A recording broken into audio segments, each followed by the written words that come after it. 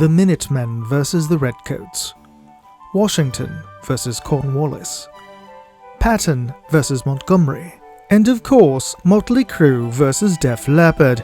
There have been many rivalries across the pond. Today we'll be comparing Eley versus Federal 22 long rifle ammo. Hey, Moondog here. We're at the range today to try out a new ammo that I have never shot before, Eley Target. And that is a ammo that I think is a tier above their bulk box Eley Action and a tier below Eley Club. I'm not quite sure where it fits in their hierarchy. Definitely not like Eley Match or 10X, but still pretty good shooting ammo as far as I hear. And today we're going to be comparing that versus just sort of everyday bulk box, good old American Federal blue box. Both ammos actually were supplied today by two viewers of mine. Thank you for letting me test them. Thanks to Dave for lending out his Eley Target, and to Gary for letting us shoot his Federal blue box. All right, I've put up a target at downrange, and we're going to set up a shooting bench at 50 yards, and we're going to see how well it shoots. Sort of in just my everyday factory rifle, my Ruger 1022 takedown, and we'll see how well it groups with just your typical average plinking rifle, semi-auto 22. All right, let's take a look. Made in Birmingham, England, Target is Eley's introductory level ammo. It has the benefits of Eley's rigorous batch proofing and their signature beeswax coated bullets, which is why precision shooters strongly advise to season your barrels with fouling rounds of Eley to coat your barrel for more consistent groups. Federal range, now packaged in a blue box, which I unfortunately don't have for this video, is Federal's bulk-packed budget plinking ammo, which is a 40-grain lead round nose. This is Federal's value-priced general-purpose ammo, which Federal's marketing material says is made for plinking, targets, competition, and training. Though I would question its serious use for competition, it is one of the most popular 22 long rifle ammos sold in the US. For each of the ammo tested today, we loaded up 4 magazines with 5 rounds each.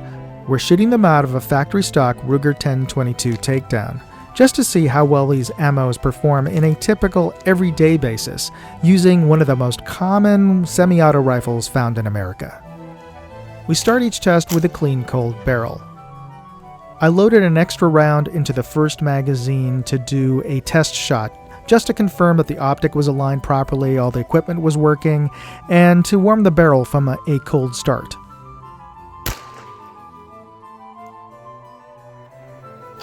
With a positive confirmation, I proceeded to test Eley Target.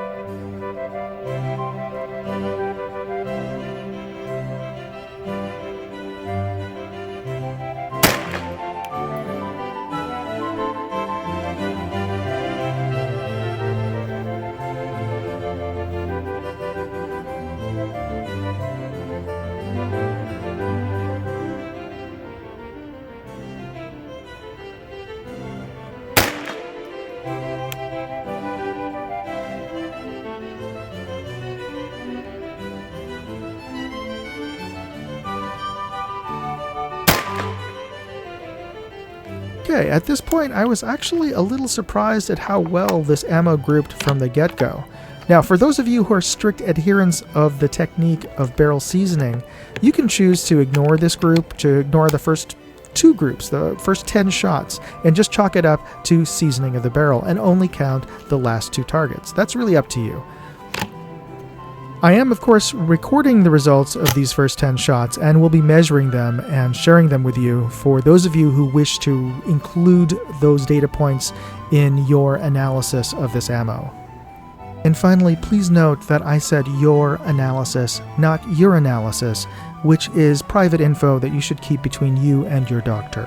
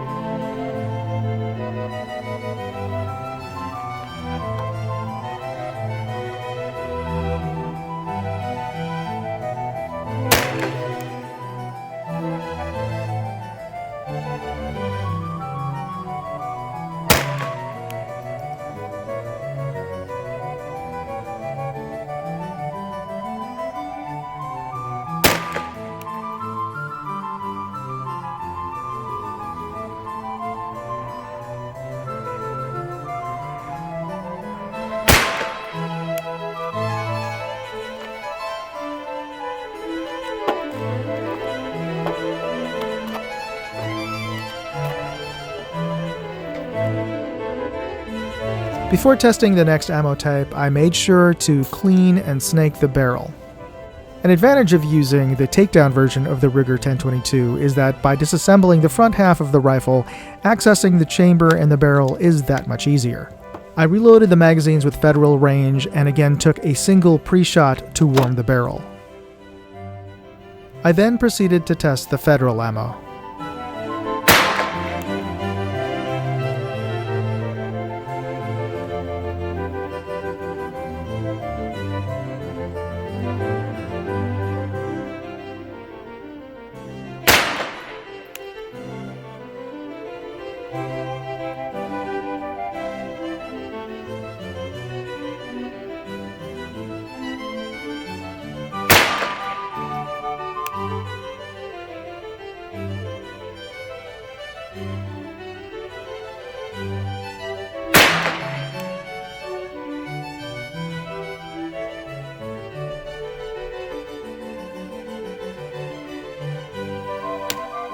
And that click was an ammo malfunction. I got a stovepipe cartridge and had to take a momentary pause to clear the receiver.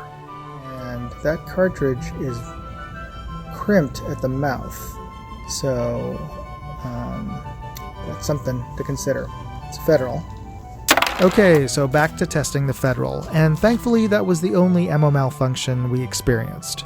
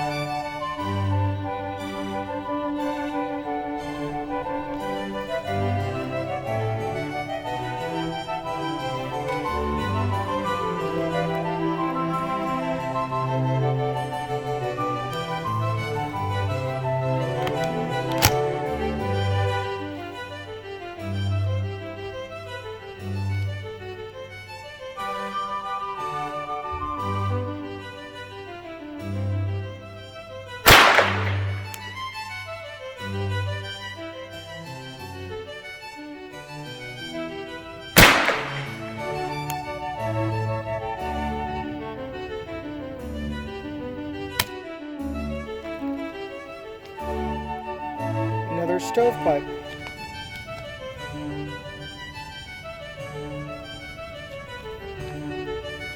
Can we get another stovepipe? Yeah.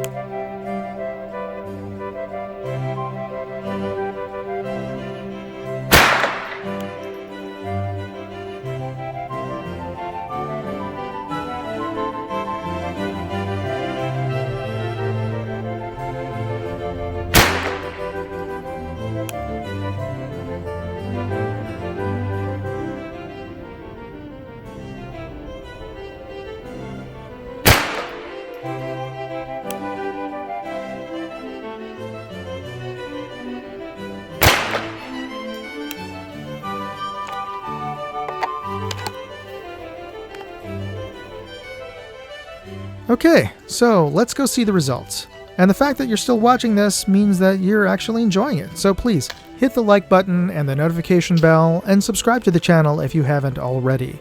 Subscribing is free and it teaches the AI what kind of content you like to watch. So it'll suggest more videos that you like to watch, so it's a win-win. Okay, so these measurement calculations were obtained using Range Buddy, and they're measured in minutes of angle, MOA. So as you can see, there is a significant difference between the results of Eley versus Federal. In fact, as you can see here, a 1 MOA difference. Looking at another way, Eley Target produced groups that were 33% tighter than Federal Range, and without an ammo malfunction, though 20 rounds is hardly a reliability test. Now bear in mind these total numbers are the average of all 4 targets. Now, you may choose to not measure the first 10 shots because you believe the barrel needs to be seasoned. In that case, the differences are less significant. There's only a 15% or a half MOA difference between the two ammos. So let's talk about price. Pre-pandemic, Eley Target was anywhere between $7 to $10 a box of 50, which roughly puts it at about double the price of Federal Range, depending on the size of the bulk box you're buying. Now, is that worth it? Well, that's up to you. But hopefully this video helped you decide. And to be perfectly honest, any ammo you could find nowadays is good enough. In fact, I haven't seen either of these two ammos in my local store in a while, so thank you to David and to Gary for supplying the ammo for this test. And for everybody watching, you be safe out there. Moondog, out. Hey, if you like this video, please share it on social media. You know, Facebook, forums, MeWe, whatever platform you're on. And if you want to see more videos, check out moondogindustries.com.